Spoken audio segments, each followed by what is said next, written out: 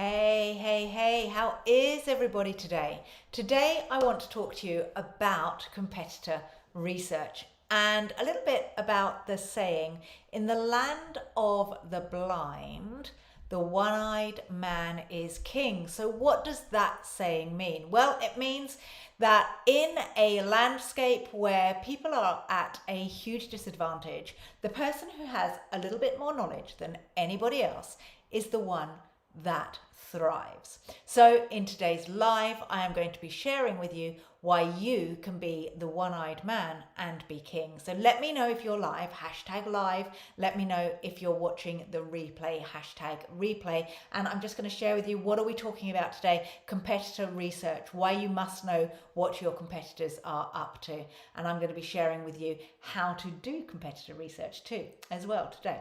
All right, so let me just dive in to what all of this is about. You know, why do we need to do competitor research, and why can we not just collaborate? So one of the things that is spoken about so much in the accounting profession is collaborate over compete.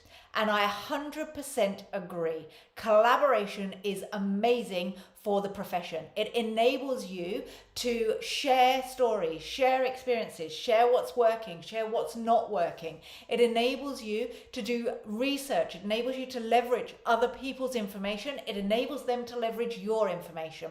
However, you are in business to have a successful practice. You're not there to make friends.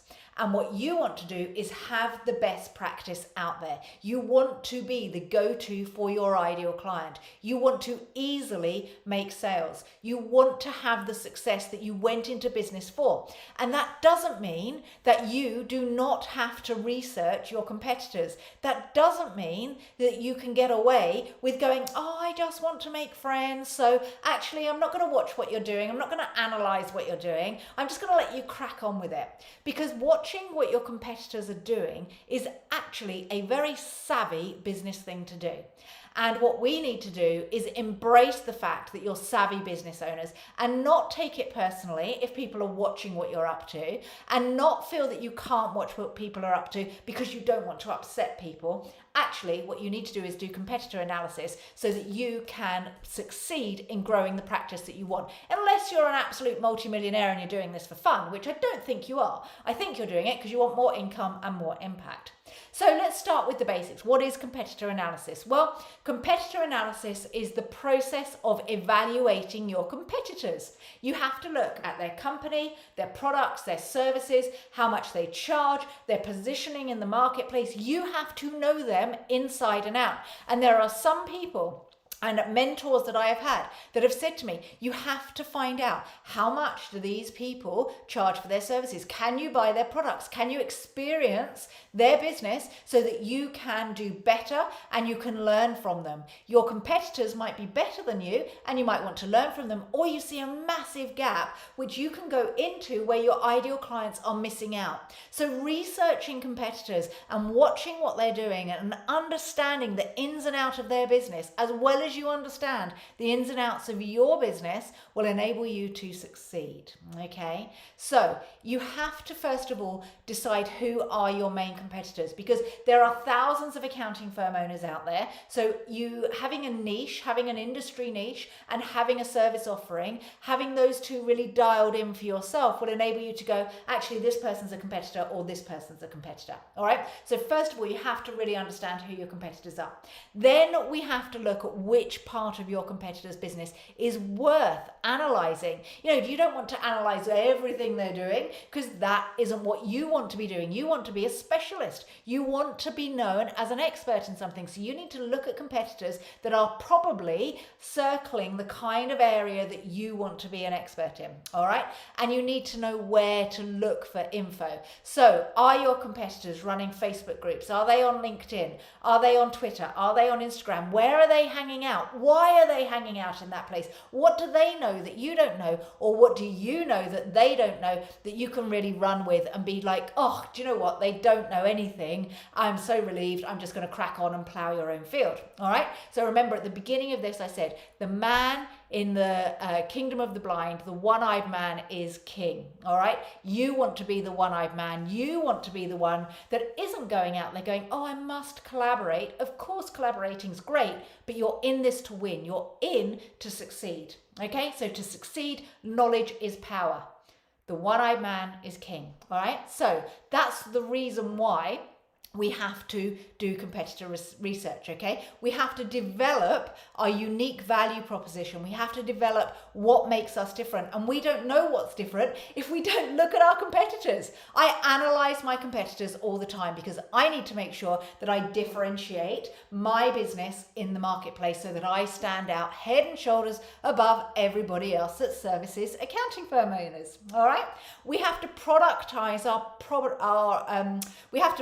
prioritize our product development. So we have to focus on which part of our service offering or our product offering is going to be the thing that we're going to dial in on and become an expert at, because we don't want to be all things to all people. We want to be seen as an expert. And if we have a competitor that's an expert in one thing and we think that we're more of an expert in something else, we can dial in on that and differentiate. We don't look at competitors to copy, because if you copy, then what's going to happen is you're going to be a diluted version of them because you're copying what you're doing. You're looking at your competitors to go, how can I be better? How can I improve? How can I actually service my niche better than any other person? All right.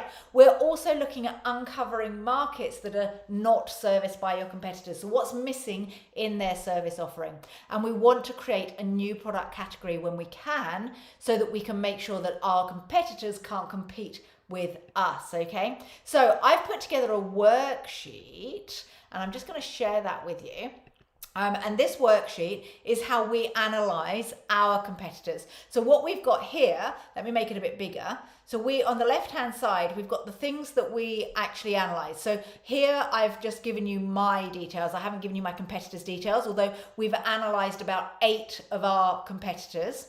Okay, so what we've got here is my name, brand name, Oomph.Global, brand promise. So I'm 100% sure what our brand promise is, and then I go and research what my competitor's brand promise is. So ours is enabling accounting firm owners to systemize and scale their practice, giving them a 4-day work week and catapulting their income. That's a very different brand promise from everybody else out there, by the way. Then we've got program name. So our competitors run programs like we do. Our program name is Momentum. Then we look at the outcomes of our program compared to the outcomes of other people's programs. So ours is a practice that leverages time, gives you an extra day a week for actually having a life and time to work on your practice. It's about consistent and predictable pipeline of prospects, and of course leveraged advisory. No one else offers leveraged advisory. That actually is a trademarked name that belongs to us, and it's something that we teach, and no other business out there that supports accountants teaches leveraged advisory. Then we've got like the core learning outcomes. So you can see here, attract the right clients, get more leads, sell high value advisory, and get 10 hours a week back. Okay, then we've got the deliverables, and then we've got the price and the time frame and the thing that differentiates. So evidence-based coaching. So that's the other thing as well, evidence-based business coaching. So we have so many testimonials now that we've got proof that it works. So we have proof that if people, or if accounting firm owners wants to systemize and scale their practice, reduce their time to a 4-day work week and catapult their income, we've got the proof to do that. Okay, so what I'm going to share with you now, and you are welcome to a copy of this document. So if you would like a copy of this worksheet, say #worksheet so that we can get it out to you. But I'm just going to move on over, because I would like you, my wonderful, wonderful accounting firm owners, I would like you to do the same as I have done. And I'd like you to choose 5 to 8 competitors. Now, if you're in a niche, then your competitors are going to be other people that service that niche. If you are marketing to people in a geographical location, your competitors are going to be those in that geographical location. If you're offering a specific service, like specialist tax advice, for example, who else is offering specialist tax advice? If you're an R&D firm, who else is offering R&D? All right.